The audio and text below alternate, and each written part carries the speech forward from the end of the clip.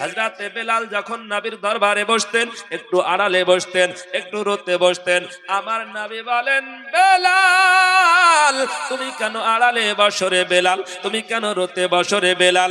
ওই বেলাল রাদিয়াল্লাহু তাআলা আনহু বলে, ইয়া রাসূলুল্লাহ, ইয়া হাবিবাল্লাহ, নবী গো, রাসূল গো, আমি বেলাল এত কালো, এত কালো, নবী গো, রাসূল গো, আমি বেলাল যদি আপনার সভার সম্মুখে বসি, আমি বেলাল যদি আপনার দরবারের আগে বসি, ইয়া রাসূলুল্লাহ, এ দরবারের বেইজ্জতি হয়ে যাবে, এ সভার বেইজ্জতি হয়ে যাবে, নবী গো, রাসূল গো, তাই আমি একটু আড়ালে বসি।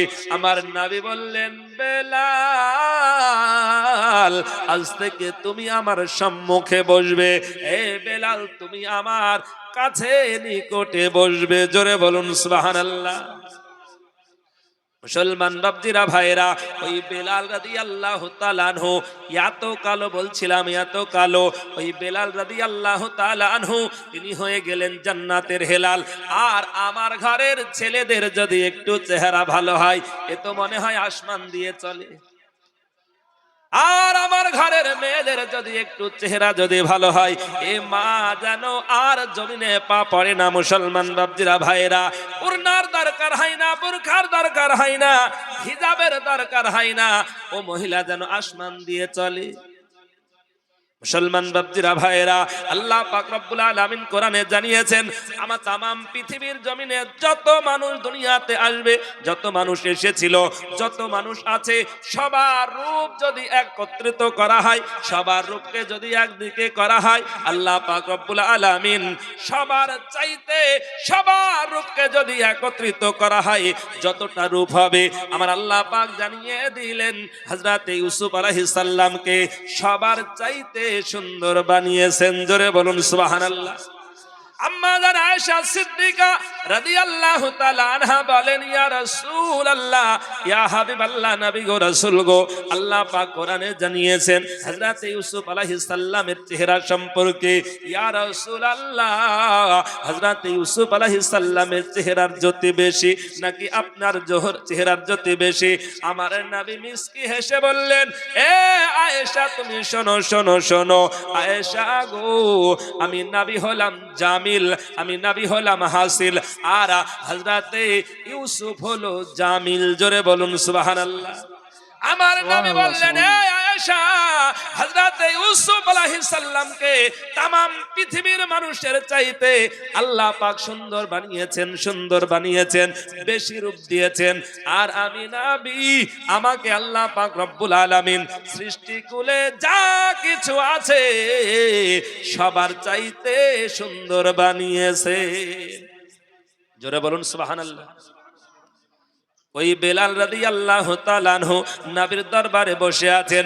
বেলাল রাদিয়াল্লাহু তাআলা আনহু মক্কা বিজয়ের পরে আমার নবী বললেন, বেলাল রে, তুমি আজকে আজান দাও খানায়ে কাবা ঘরের উপরে দাঁড়িয়ে। এ বেলাল, তুমি আজকে খানায়ে কাবা ঘরের ছাদের উপরে আজান দাও। হযরত বেলাল রাদিয়াল্লাহু তাআলা আনহু বলছেন, আমি খানায়ে কাবা ঘরের ছাদের উপরে দাঁড়িয়ে গেলাম। হযরত বেলাল রাদিয়াল্লাহু তাআলা আনহু খানায়ে কাবা ঘরের ছাদের উপরে দাঁড়িয়ে হযরতে বেলাল যেন কান্না শুরু করেছে, হযরতে বেলাল কান্না শুরু করেছে। আমার নবী বলেন, বেলাল কান্না করো কেন গো বেলাল? এ বেলাল, তোমাকে আজান দিতে বলেছি। হযরতে বেলাল রাদিয়াল্লাহু তাআলা আনহু বলে, ইয়া রাসূলুল্লাহ, ইয়া হাবিবাল্লাহ, নবী গো, রাসূল গো, আমি বেলাল কান্না করার যথেষ্ট কারণ আছে। আমার নবী বলেন, বেলাল তুমি কান্না করো কেন? বলো বলো বলো। এ বেলাল, তোমার কি মায়ের কথা মনে পড়েছে? হযরতে বেলাল বলেন, না না না। আমার নবী বলেন, বেলাল তোমার কি বাবার কথা মনে পড়েছে? হযরতে বেলাল বলছেন, না না না। আমার রাসূল বলেন, বেলাল তবে কি তোমার আত্মীয় স্বজন কারো কথা মনে পড়েছে? হযরতে বেলাল বলছেন, না ইয়া রাসূলুল্লাহ। আমার নবী বলেন, বেলাল তবে তুমি কান্না করো কেন?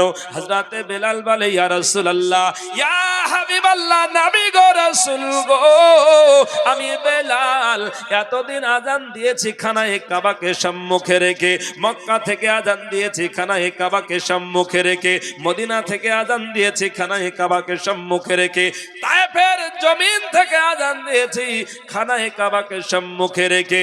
নবী গো রাসূল গো, আমি ওহদের জমিন থেকে আজান দিয়েছি খানায়ে কাবাকে সম্মুখে রেখে। ইয়া রাসূলুল্লাহ, ইয়া হাবিবাল্লাহ, নবী গো রাসূল গো, আমি বেলাল আজকে কাকে সম্মুখে রেখে আজান দিব, কোন দিকে মুখ করে আজান দিব, আমি বেলাল তো ভেবে পাই না। নবী গো রাসূল গো, যার কারণে আমি কান্না করি। আমার নবী বলছেন, বেলাল এটা তো কান্না করার কোনো ব্যাপার না, এ বেলাল এটা তো কান্না করার কোনো বিষয় নাই। আমার নবী বলেন, বেলাল তুমি শোনো শোনো শোনো, তামাম জগতের জন্য আল্লাহ পাক রব্বুল আলামিন, তামাম পৃথিবীর মানুষের জন্য আল্লাহ পাক রব্বুল আলামিন বানিয়েছেন কাবা ঘরকে, কিবলা বানিয়েছেন। এ বেলাল তুমি শোনো শোনো শোনো, আর আমি নবী হলাম ওই কাবার ও কাবা। জোরে বলুন সুবহানাল্লাহ। আমার নবী বলছেন, বেলাল আজকে তুমি আজান দিবে, আমি রাসূল আমাকে সম্মুখে রেখে। জোরে বলুন সুবহানাল্লাহ। ওই বেলাল রাদিয়াল্লাহু তাআলা আনহু নবীর আশিক ছিলেন। বাপজিরা ভাইয়েরা, আমার আলোচনার বিষয় কিন্তু অন্যদিকে। আমি আয়াতে কারিমাত পড়ে তেলাওয়াত করেছিলাম। আল্লাহ পাক রব্বুল আলামিন বললেন, কুল বিফাদলিল্লাহি ওয়া বিরহমাতিহি ফাবিযালিকা ফালইফরাহু হুয়া খায়রুম মিম্মা ইয়াজমাউন। আমার আল্লাহ পাক রব্বুল আলামিন বলেন, হাবিব আপনি জগতের মানুষকে জানিয়ে দিন, হাবিব গো আপনি জগতের মানুষকে বলে দিন, তারা যেন আল্লাহর রহমত এবং নিয়ামত পেয়ে খুশি উদযাপন করে, আনন্দ প্রকাশ করে। আমার আল্লাহ পাক বলেন, হুয়া খায়রুম এটা হলো উত্তম, মিম্মা ইয়াজমাউন তাদের জান এবং মালের চাইতে উত্তম। জোরে বলুন সুবহানাল্লাহ। নবী পাককে আমার আল্লাহ পাক বলছেন, হাবিব আপনি জগতের মানুষকে বলুন, তারা যেন আল্লাহর রহমত এবং নিয়ামত পেয়ে খুশি উদযাপন করে, আর এই খুশিটা হবে তাদের জান ও মালের চাইতে উত্তম। মুসলমান কথাই কথা চলে আসে, আজ আমাদের সমাজের অবস্থা যা, না আছে আমাদের ইমান, না আছে আমল, না আছে ইমানের পুঁজি, না আছে আমলের পুঁজি। মুসলমান কিন্তু ফতোয়া দিতে একটাও বাদ যায় না। ফতোয়া কিন্তু সবাই দিতে জানে।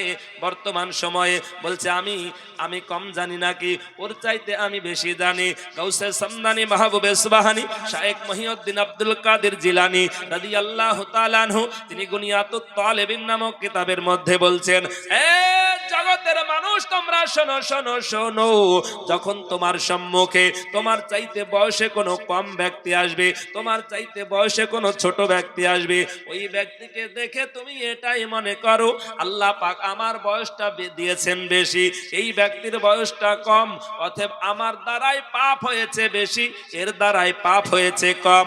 আমার গাউসে পাক বলছেন, যখন তোমার সম্মুখে তোমার চাইতে বয়স্ক কোনো মানুষ আসবে, ওই ব্যক্তিকে দেখে মনে করো আল্লাহ পাক আমার চাইতে এর হায়াত বেশি দিয়েছেন, আমার চাইতে এই ব্যক্তি নেকি করেছে বেশি, সওয়াবের কাজ করেছে বেশি, আমি বয়সে কম, অতএব আমার দ্বারাই পাপ হয়েছে বেশি, নেকি হয়েছে কম, তুমি এটাই মনে করো।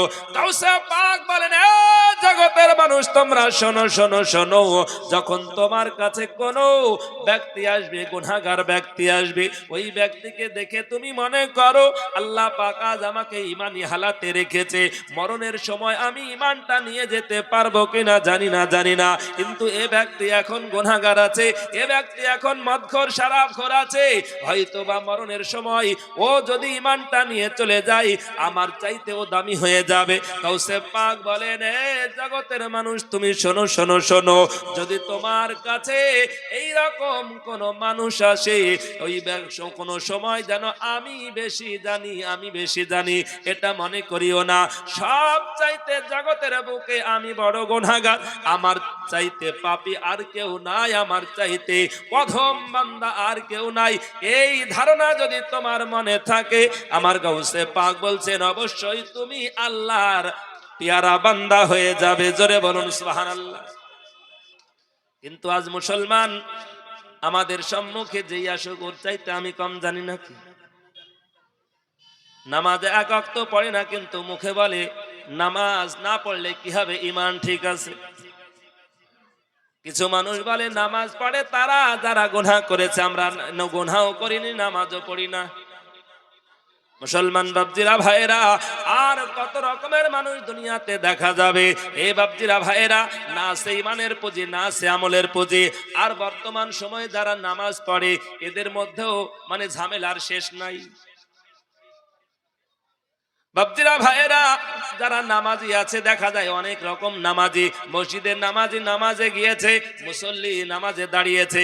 ইমাম যদি একটু লম্বা কেরাত করে, মুসল্লি পিছ থেকে গলা খাকারে দেয়, কাশি দেয়। ইমাম যদি একটু লম্বা কেরাত করে, মানে মনে মনে গালি দিতেও ছাড়ে না, বলে ইমামের কাজ নাই, তাই বলে কি আমাদের কাজ নাই। মুসল্লি মসজিদের নামাজে গিয়েছে, দেখা যায় বারবার ঘড়ির দিকে তাকায় কটা বাজে। অনেক মুসল্লি আছে দেখা যায় গরমের সময় মসজিদে যাওয়ার পরে কোন ফ্যানটা ভালো ঘুরছে, কোন ফ্যানটা আস্তে ঘুরছে দেখে, ভালো করে দেখে, আর ফ্যানের তলায় জায়গা খোঁজে।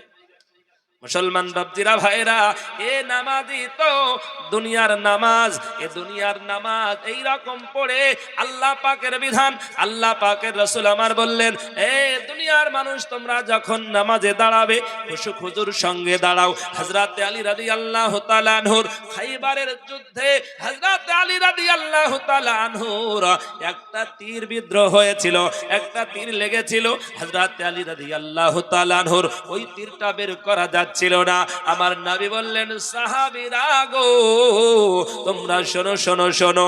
দুইজন সাহাবীকে ডেকে আমার নবী বললেন, আমার আলী যখন নামাজে দণ্ডায়মান হবে, আমার আলী যখন নামাজে দাঁড়িয়ে যাবে, ওই অবস্থায় আমার আলী রাদিয়াল্লাহু তাআলা আনহুর এই তীরটা তোমরা বের করে দিও। হযরত আলী রাদিয়াল্লাহু তাআলা আনহু নামাজে দাঁড়িয়ে গেলেন।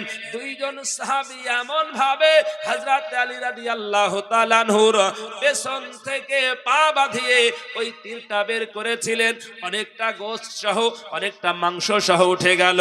হযরত আলী রাদিয়াল্লাহু তাআলা আনহু নামাজ শেষে বলছে, আমার শরীরে যে তীরটা ছিল ওই তীরটা কোথায় গেল? এই মুসলমান বাপজিরা ভাইরা, হযরত আলী রাদিয়াল্লাহু তাআলা আনহু তিনি দেখছেন তিনার শরীর থেকে তীর বের করে নেওয়া হয়েছে। আমার রাহমাতাল লিল আলামিন নবী আমার বলেন, এই সাহাবীরা তোমরা শোনো শোনো শোনো। ওই আব্দুল, আমার নবী বলেন, সাহাবীরা তোমরা শোনো শোনো শোনো। আমার আলী নামাজের ভেতরে ছিল। জোরে বলুন সুবহানাল্লাহ। আর মুসলমান আমরা যদি নামাজে দাঁড়িয়ে যাই, একটা মশা লাগলেও তাকে মারতে ছাড়ি না। এ বাপজিরা ভাইরা, মুসলমান হুঁশিয়ার সাবধান। আমার নবী বললেন, তোমরা নামাজে দাঁড়িয়ে যাও, খুশুক হুজুর সঙ্গে দাঁড়িয়ে যাও। আজ মুসল্লি নামাজের অভাব নাই, কিন্তু নামাজের কোয়ালিটিরও অভাব নাই। অনেক মুসল্লি মসজিদে যায়, মনে হয় যেন মসজিদে গিয়ে দেখবেন কিছু নতুন নামাজি বেরিয়েছে, 3 দিনের নামাজি, অথচ দেখা যায় কপালে এমন ভাবে ঘটা ফেলেছে মনে হয় ও 14 গোষ্ঠী নামাজ পড়ে যাচ্ছে। মুসলমান হুঁশিয়ার সাবধান। এই রকম ব্রাদান ইসলাম আলোচনা হবে ইনশাআল্লাহ। আমার পূর্বে যে বক্তা ছিলেন, আমার স্নেহধন্য হাফিজ কারি মাওলানা মোহাম্মদ রিপন শেখ, তিনি শায়ের ইসলাম, গজল লিখেন, গজল পড়েন। আর তিনার একটা গজলের বই আছে, আপনারা শুনলেন, অনেকে শুনেননি, পরে এসেছেন। এই গজলের বইটা যদি নেন তো পাশেই আছে, এখানে মাত্র 20 টাকা দাম। গজলের বইটাই নিতে পারেন। যিনারা গজল পছন্দ করেন বা পড়বো ইচ্ছা আছে, এই গজলের বইটা নেবেন। ব্রাদান ইসলাম। আমি বলছিলাম, আল্লাহ পাক রব্বুল আলামিন বললেন, আমার আল্লাহ পাক বলছেন, হাবিব আপনি জগতের মানুষকে বলুন তারা যেন আল্লাহর রহমত এবং নিয়ামত পেয়ে খুশি উদযাপন করে, আনন্দ প্রকাশ করে। আর এই আনন্দ মানে এই নয় যে ডিজে বাজিয়ে, বক্স বাজিয়ে মদের আসর করবে। আজ অন্যান্য জাতির চাইতে মুসলমান ঘরের ছেলেরা, মুসলমান যুবক ছেলেরা এই ডিজে পার্টি এমন ভাবে বাজায় যে অন্য জাতির মানুষেরা লজ্জা পায়। আজ আমার